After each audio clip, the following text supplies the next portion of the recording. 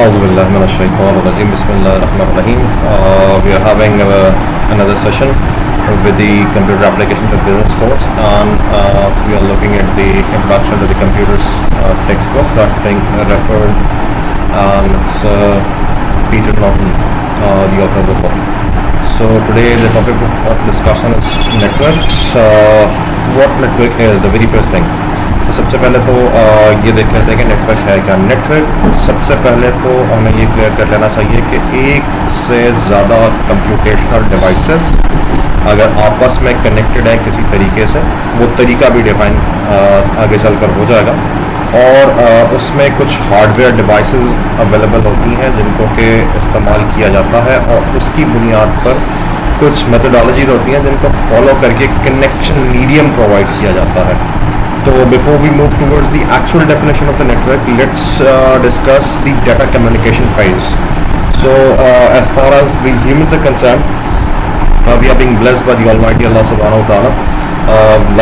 We are having the automatic receiving system, and we are having the pronunciation and whatsoever we call it, the sound system, and we are being blessed by the Almighty Allah Subhanahu wa Taala.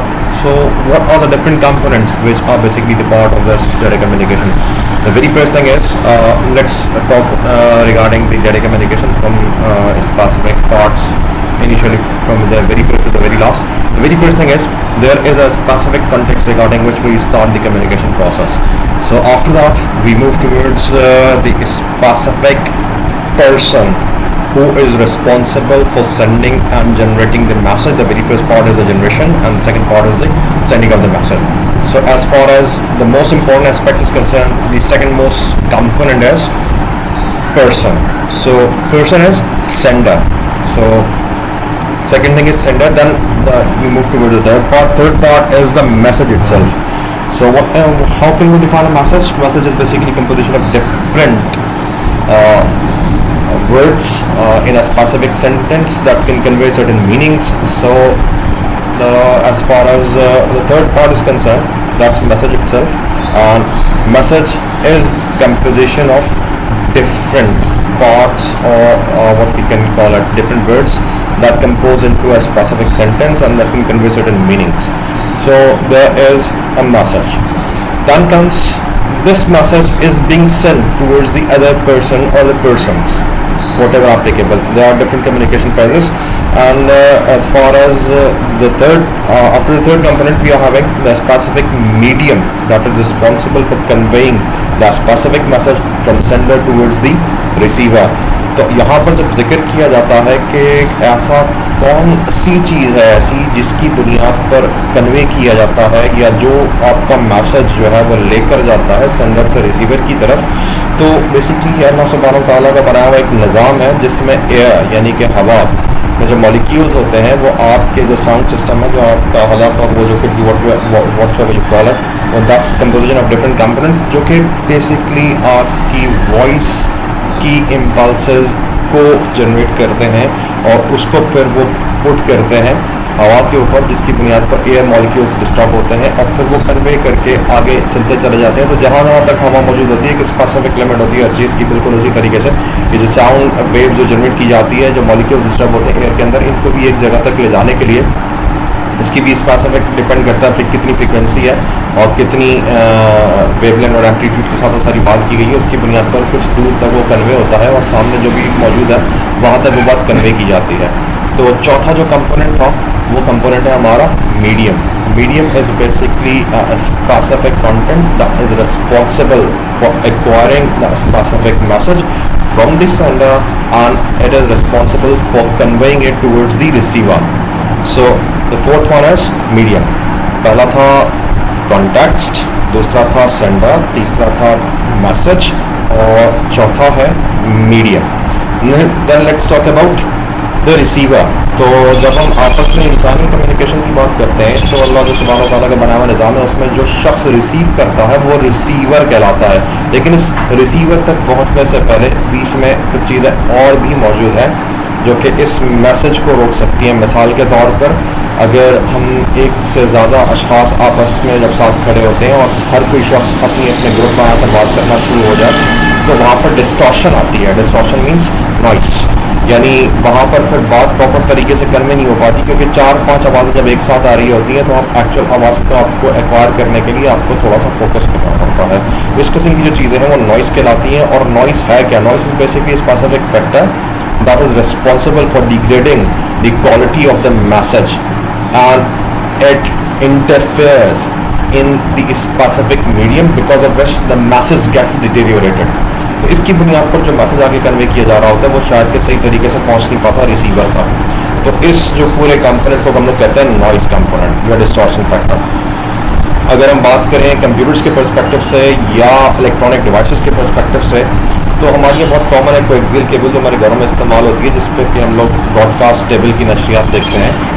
तो वहाँ पर जो cable लगी हुई होती है वो coaxial cable होती है। ये कोएक्सियल केबल कभी हमारे जो केबल प्रोवाइडर्स होते हैं ये गलती से कभी खंभे पर ज़्यादा ऊपर की तरफ लगा देते हैं, जहाँ पर कि हमारे पास करंट जो पोटेंशियल डिफरेंस जो क्रिएट कर रहा होता है, जो इलेक्ट्रोमैग्नेटिक इंडक्शन की वजह से ऊपर जब ज़्यादा केबल ऊपर लगा दी जाती है ये कोएक्सियल वाली, तो जो करंट से तार से जो करंट गुजर रहा होता है उसकी वजह से जो फ्लक्स जनरेट होता है और जो एक यूँ कहना चाहिए कि एक मैग्नेटिक फील्ड जनरेट होती है दैट्स अराउंड द केबल, वो सारी की सारी ओरिजिनल जो करंट का जो तार होता है उससे निकल कर नीचे वाली कोएक्सियल केबल में इंटरफील कर जाती है, जिसकी बुनियाद पर सिग्नल डिस्टॉर्ट हो जाता है।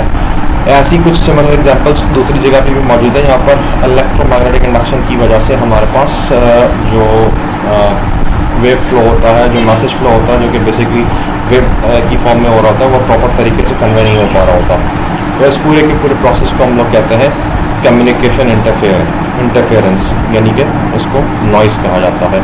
इसके बाद जो हमारे पास ऑब्जेक्ट आता है वो आता है हमारा रिसीवर। दोबारा से रिपीट कर देता हूँ, the very first thing is the context because of which the communication starts. The second point is the specific person in case of human communication, that's sender. Then we are having the specific message, then we are having the specific medium, and then we are having noise, and the sixth one is the receiver. Receiver is again in fact if you are talking about the human communication process, then in this case another person will be a receiver.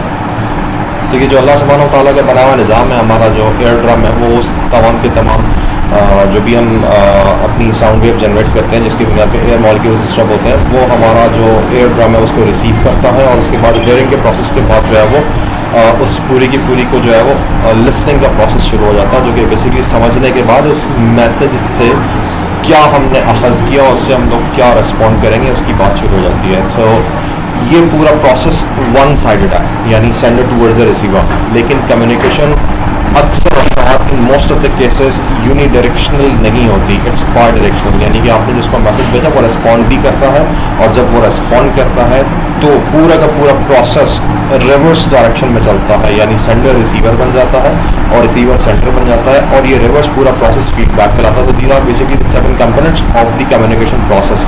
इस पूरे के पूरे communication process को map करके जो है वो network का कॉन्सेप्ट बनाया गया है। नेटवर्क का जो कॉन्सेप्ट है वो ये है कि there are more than one computational devices and whenever they are being connected through certain medium.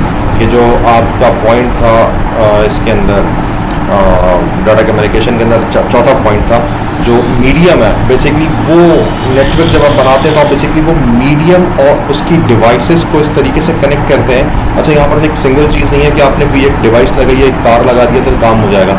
हमारे पास मुख्तलिफ तरीक़ेकार होते हैं जिनकी बुनियाद पर हम वायर बेस्ड कम्युनिकेशन और वायरलेस कम्युनिकेशन स्टार्ट कर सकते हैं। जब वायर बेस्ड कम्युनिकेशन की तरफ जाते हैं तो वह हमारे पास मुख्तलिफ तरीक़ेकार होते हैं जिनको हम टोपोलॉजीज़ कहते हैं, जिसकी बुनियाद पर तारों को कनेक्ट किया जा सकता है। इस पूरे के पूरे प्रोसेस को जब हम बात करते हैं तो इस पूरे के पूरे सिलसिले को हम लोग आगे चलकर इन स्लाइड्स में कहीं या तो जगह जगह नहीं आएगा तो फिर मैं इसको दोबारा से एलाबरेट करके डिटेल में बता दूंगा। फ़िलहाल इसको आसान रखते हैं, शॉर्ट रखते हैं। तो network by itself is a collection of multiple resources that connect more than one computational devices, and because of which we get the functionality to transfer the content from one specific device to another. And device could be anything, like it could be a laptop computer or the desktop, or it could be an Android mobile phone as well. So whenever we are having a computational device and we are having a specific connection, that connection is basically the network that provides you the capability to convey or connect or share. So that's the basic concept of the networks. So यहाँ पर जो लिखा हुआ slide में उसको पढ़ लेते हैं. The set of technologies that connect the computers and it allows the communication and collaboration between users. Check करते हुए चलें कि रिकॉर्डिंग चल भी रही है कि नहीं चल रही. Okay, it's going on. Now let's move forward. The uses of the network. तो नेटवर्क जब आप बनाते हैं तो उससे आप हासिल क्या क्या कर लेते हैं.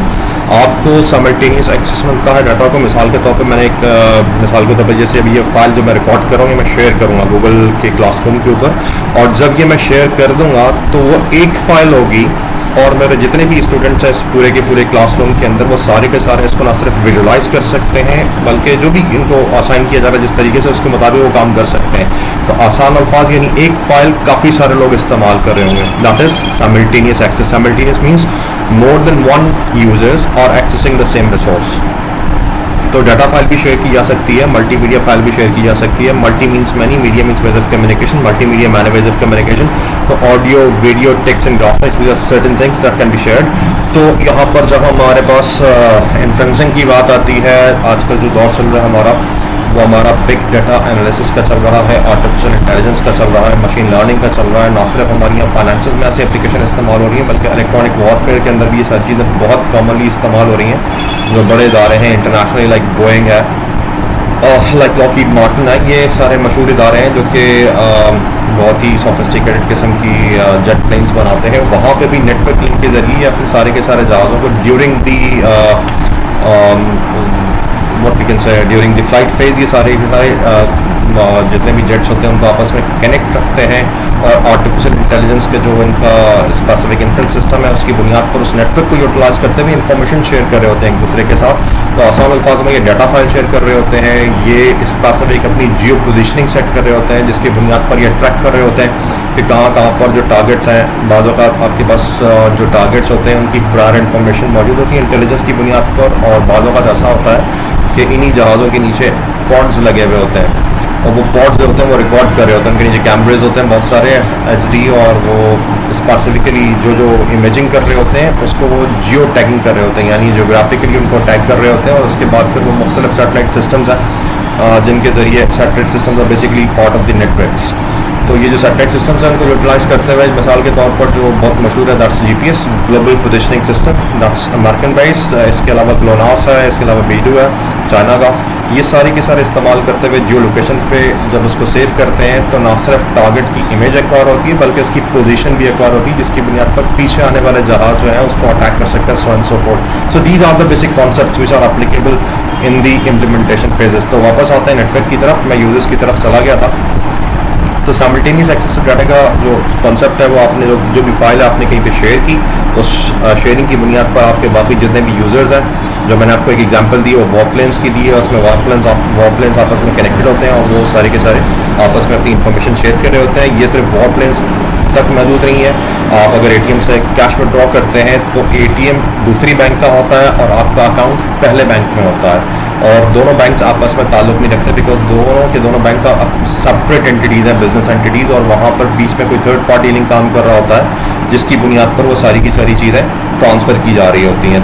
तो ये जो दो बैंक्स के दरमियान कम्युनिकेशन है ये भी एक नेटवर्क की वजह से ही पॉसिबल होता है. तो आप जो ATM है ऑटोमेटेड टेलर मशीन जो है आपकी, आप उस पर जब कंटेंट आप एक्सट्रैक्ट कर रहे होते हैं, आप जब कैश एक्सट्रैक्ट कर रहे होते हैं तो कैश आपको दूसरा बैंक देना होता है, आपका काम पहले बैंक में होता है और ये नेटवर्क की वजह से पॉसिबल है.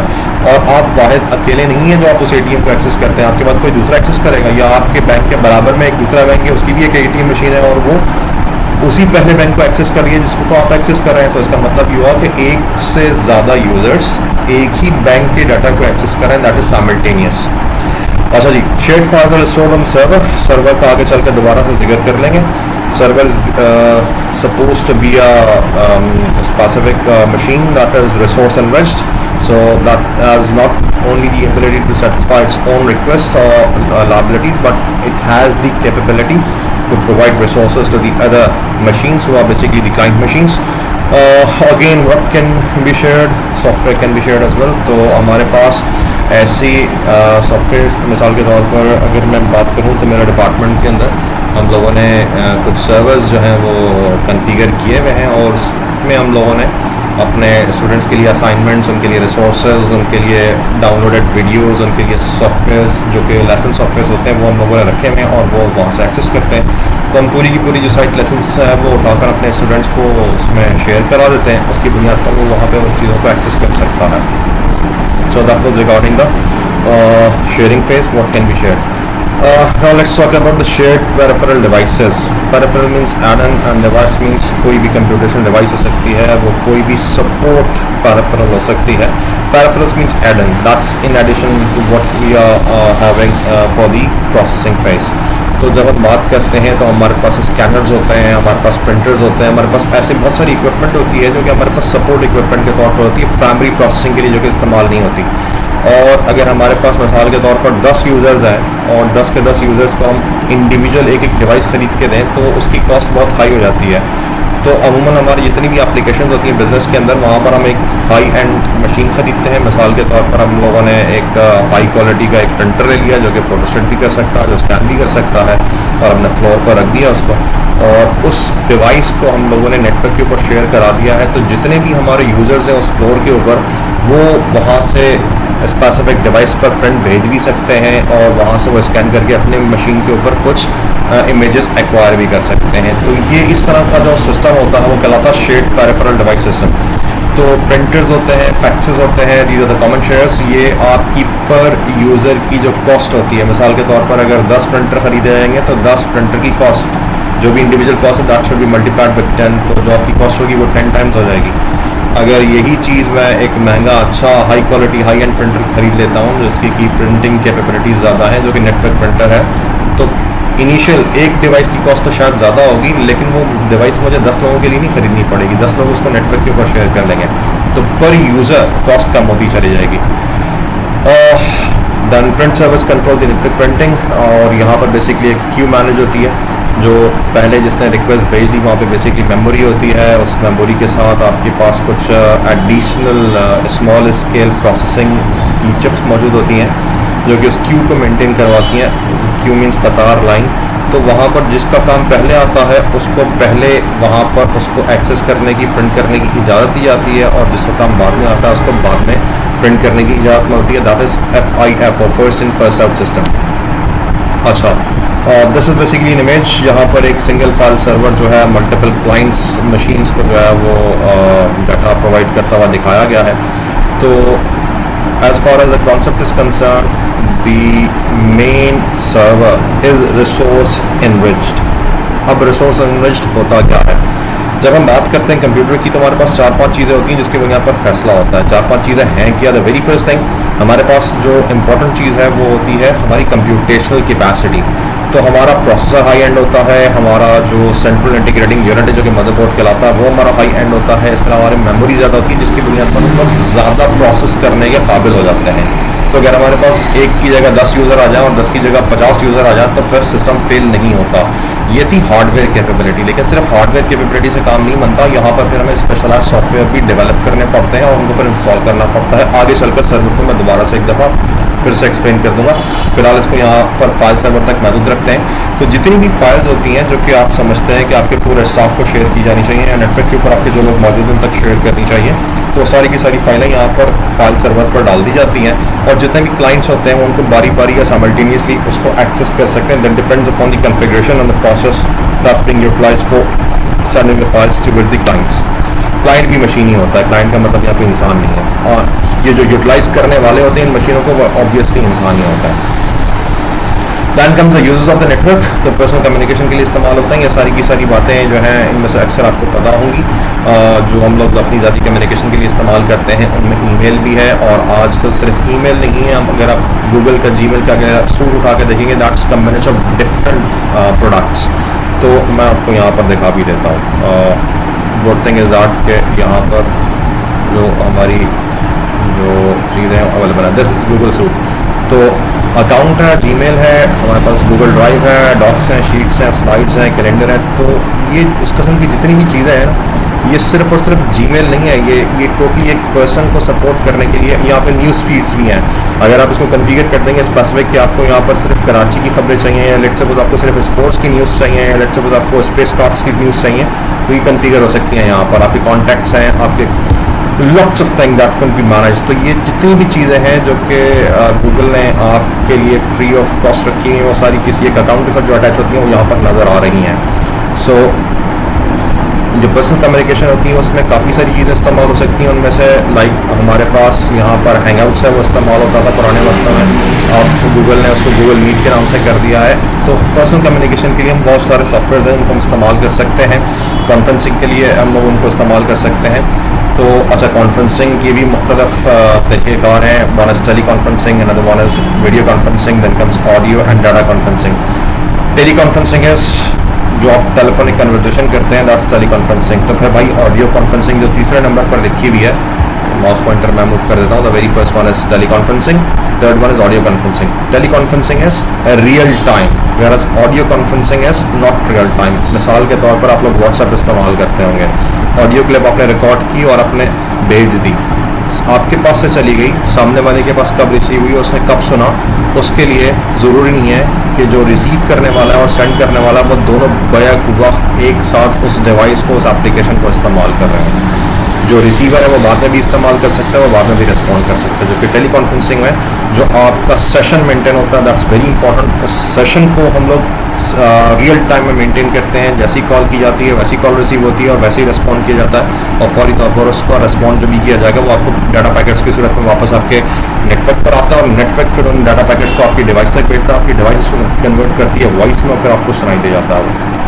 वीडियो कॉन्फ्रेंसिंग में सिर्फ रियल टाइम वीडियोस जा रही होती हैं और डाटा कॉन्फ्रेंसिंग में रियल टाइम डाटा जा रही होती है। मिसाल के तौर पर ड्यूरिंग आजकल जैसे ये हमारा जो फिजिकल मीटअप का जो सिलसिला है वो जब रुका हुआ है, तो जो ऑफिस वाले हैं उनको जो काम करना होता है उसके पीछे बैकग्राउंड में उनको कुछ डाटा सेट्स चाहिए होता है। तो अगर डाटा सेट्स अवेलेबल नहीं होते तो ये काम हो नहीं सकता था जो लोग घर बैठे आजकल कर रहे हैं। तो आप नाम सुना होगा जूम या गूगल मीट, इस तरीके की बहुत सारी एप्लीकेशन आजकल के दौर इसी 2020 के अंदर ज़्यादा मशहूर हुई हैं यूटिलाइजेशन।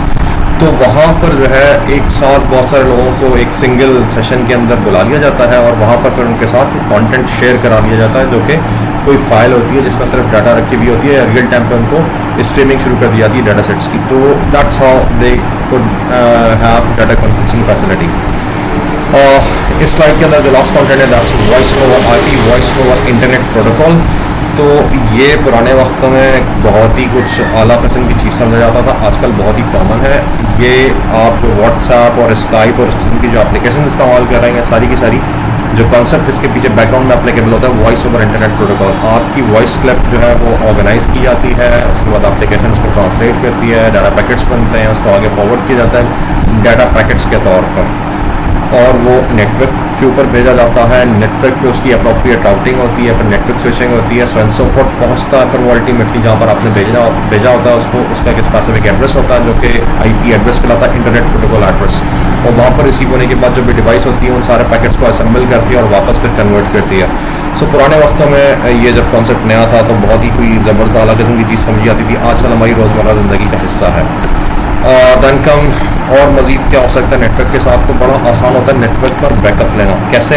मिसाल के तौर पर कोई एक स्पेसिफिक ऑफिस है, वहाँ पर एक ही काम 10 लोगों से कराया जा रहा है। The most common for this specific the most common example for this specific thing is data entry. अगर कोई एक ऐसी जगह है जहाँ पर फॉर्म्स बहुत सारे आए हुए हैं और आपने अपने डाटा एंट्री क्लर्क्स को बैठाया हुआ है कि वो बैठ कर जो है वो डाटा को एंटर करते रहें, तो पुराने वक्तों में जब नेटवर्क इतना फास्ट नहीं हुआ करता था, या नेटवर्क जब यूँ समझें कि बहुत अच्छी इम्प्लीमेंटेशंस के साथ नहीं था, तो उस वक्त हर मशीन पर जाना पड़ता था, एक एक्सटर्नल डिवाइस लगानी पड़ती थी, वहाँ से डाटा और जो कुछ भी उसने कुछ लिखा होता था, जो कुछ भी किया होता था, वो वहाँ से एक्सट्रैक्ट करना होता था, और एक्सट्रैक्ट करने के बाद फिर आपको किसी एक मशीन पर आना पड़ता था, वहाँ पर फिर उन तमाम की तमाम चीज़ों को असेंबल किया जाता था। इसके बरक्स आजकल के दौर में ऐसा होता है कि जो भी एडमिनिस्ट्रेटर होता है वो सर्वर साइड से एक कॉन्फ़िगरेशन स्कीम जो होता है वो शेयर कराया जाता है सबके साथ, नेटवर्क बन जाता है, नेटवर्क से डिवाइसेस कनेक्ट कर ली जाती हैं, नेटवर्क को कॉन्फ़िगर कर लिया जाता है, और उस पूरी डिप्लॉयमेंट के बाद जो क्लाइंट साइड है, यानी कि मुख्तलिफ मशीन है, क्लाइंट्स बेसिकली मशीन ही होता है, ये क्लाइंट सर्वर इन्वायरमेंट जब बताऊंगा उस वक्त ये चीज़ ज़्यादा बेहतर तौर पर समझ में आ जाएगी। फिलहाल सर्वर भी एक मशीन है और क्लाइंट भी एक मशीन है। सर्वर पावरफुल है और क्लाइंट थोड़ा सा पावरफुल नहीं है, यानी कि उसके पास अपने रिसोर्सेज तमाम के तमाम अपने पास मौजूद नहीं होते। तो जो क्लाइंट साइड मशीन होती हैं वो अपना जो भी कंटेंट होता है वो नेटवर्क के ऊपर या तो कंटिन्यूसली भेजती रहती हैं, या फिर सर्वर साइड से जो भी एडमिनिस्ट्रेटर होता है वो लॉग इन करके वहाँ पर कंटेंट बारी बारी उठाता रहता है। तो ये बड़ा एक आसान सिलसिला हो गया है नेटवर्क की वजह से। अदरवाइज़ ये सब चीज़ें पुराने वक्त में इंडिविजुअल फिजिकल एक्सेस करना ज़रूरी होता था, मशीन के पास जाकर वहाँ से कंटेंट उठाना ज़रूरी होता था और उस कंटेंट को उठाने के बाद फिर आगे भेजना ज़रूरी होता था। आजकल के दौर में ये सब चीज़ें बड़ी आसान हो गई हैं। सो यहाँ पर लिखा easier data backup copies data to removable media and server data backup in monitor. So let's move to the next slide. Then the common type of the networks. Network की कॉमन टाइप्स कौन कौन सी हैं? Local area network, let's check कि हमारी recording अभी चल रही है या नहीं चल रही। चल रही, that's what. Local area network जो है हमारा एक यूँ समझ लें कि कोई फिजिकल इसकी कोई रिस्ट्रिक्शन नहीं है, लेकिन कॉन्सेप्ट इसका कुछ ऐसा ही है, लिमिटेड एरिया में होता है, कंप्यूटर्स की तादाद रिलेटिवली कम होती है और कनेक्शन स्पीड जो होती है वो रिलेटिवली स्लो होती है। ये जो कुछ प्रॉपर्टीज हैं ये मिलकर जिस चीज़ को डिफाइन करती हैं वो कहलाता है एक लोकल एरिया नेटवर्क। अच्छा, यहाँ पर कोई चीज़ भी फिक्स नहीं है। मिसाल के तौर पर मैंने कहा स्लो स्पीड, ये डिपेंड करता है आप कौन सी हार्डवेयर डिवाइस इस्तेमाल कर रहे हैं, आप केबल कौन सी इस्तेमाल कर रहे हैं और कॉन्फ़िगरेशन प्रोटोकॉल्स के तौर पर किन चीज़ों का इस्तेमाल कर रहे हैं। अगर आप पुराने वक्तों में इस्तेमाल की बात करेंगे तो पुराने वक्तों में किसी एक ज़माने में कोएक्सियल केबल भी इस्तेमाल हुआ करती थी। आजकल हमारे पास कैट 5 और कैट 6, कैटेगरी 5 और कैटेगरी 6 की डाटा केबल जो इस्तेमाल होती है हमारे पास 8 पिन कनेक्टर इस्तेमाल होता है। आगे चलकर उसकी भी फिजिकल मैं आपको तस्वीर शेयर करा दूँगा इसी पूरी की पूरी रिकॉर्डिंग की तरह। लेकिन उसमें डिफरेंस ये है कि हमारे पास जो कनेक्शन मेथोडोलॉजी है हमारे पास 8 पिन्स पर डायरेक्ट डाटा जाता है, यानी हमारे पास 8 तारें होती हैं और पिन से कनेक्टेड होती हैं और वो हमारा RJ45 कनेक्टर कहलाता है। आगे चलकर इसको भी दोबारा से बता दूँगा। सो लोकल एरिया नेटवर्क क्या होता है? लोकल एरिया नेटवर्क एक छोटा नेटवर्क होता है, रिलेटिवली एक छोटी जगह पर होता है और इसमें कंप्यूटर्स की तादाद कम होती है और ये बहुत ज़्यादा बड़े इलाके पर फैलाया नहीं जा सकता। That's the basic concept of local area network. क्या रखता है? कंप्यूटेशनल डिवाइसेस रखता है, पेरिफेरल डिवाइसेस रखता है। तो सेकंड लाइन में क्या लिखा हुआ है? Contain printers, servers and computers. तो जो कंप्यूटेशनल डिवाइसेस हैं उसमें कंप्यूटर और सर्वर्स आ गए और जो पेरिफेरल डिवाइसेस हैं उनमें प्रिंटर्स और स्कैनर्स और इस किस्म की चीज़ें आ गई। अगर आप किसी बड़े लेवल के स्टोर पर जाते हैं, ग्रॉसरी स्टोर पर, तो वहाँ पर आपको पॉइंट ऑफ सेल्स वहाँ पर आपके पास जो हैंडल डिवाइसेस होती हैं बेसिकली वो बारकोड स्कैनर्स होते हैं। वो क्या है? वो पेरिफेरल्स हैं। वहाँ से इनपुट जा रहा होता है आपकी मशीन के ऊपर, मशीन से वो डाटा जाता है सर्वर के ऊपर जहाँ पर बारकोड मैच करके उस प्रोडक्ट की डिटेल सर्वर की मशीन से उठाकर पॉइंट ऑफ सेल पर वापस डिस्प्ले की जाती है। ये प्रोसेस भी आगे चलकर अप्रोप्रिएट जहाँ पे भी मुझे इसकी नज़र आएगी, जिस टॉपिक के अंदर भी इसकी इम्प्लीमेंटेशन होती हुई नज़र आएगी वहाँ पर जाकर मैं इसको दोबारा से डिटेल में समझा दूँगा। So systems are close to each other. Obviously जब छोटी सी जगह है एक बिल्डिंग के अंदर, एक कमरे के अंदर या एक हॉल के अंदर, तो ये बिल्कुल कहा जा सकता है कि सिस्टम्स करीब होते हैं, बहुत ज़्यादा जोग्राफिकली डिस्टेंट लोकेशन पे नहीं होते। कंटेन इन वन ऑफिस और बिल्डिंग, ऑब्वियसली ये सारी बातें अभी हो चुकी हैं। And organization have several LANs. It is quite possible कि एक कंपनी के अंदर मल्टीपल लोकल एरिया नेटवर्क्स चल रहे होना। The question is how and why. तो सवाल ये है कि ऐसा क्यों होता है और कैसे किया जा सकता है। तो भाई कुछ डिपार्टमेंट्स ऐसे होते हैं जहाँ पर प्रोसेसिंग को थोड़ा सा सिक्योर रखना होता है, उनकी डिटेल्स बाकी डिपार्टमेंट्स को नहीं पता होनी चाहिए। मिसाल के तौर पर अगर आप बात करते हैं फाइनेंस की, अकाउंट की, ऑडिट की, तो ये पूरा का पूरा फाइनेंस डिवीज़न बनता है, उसके मुख्तलिफ डिपार्टमेंट्स होते हैं। इनकी जो डाटा है वो इन डिपार्टमेंट से बाहर नहीं जानी चाहिए क्योंकि वो फाइनेंशियल रेगुलेशंस के ख़िलाफ़ है कि आप अपने तमाम के तमाम लोगों को तमाम डिटेल्स बता दें। सारे एम्प्लॉयज़ को सारी डिटेल्स नहीं बताई जाती।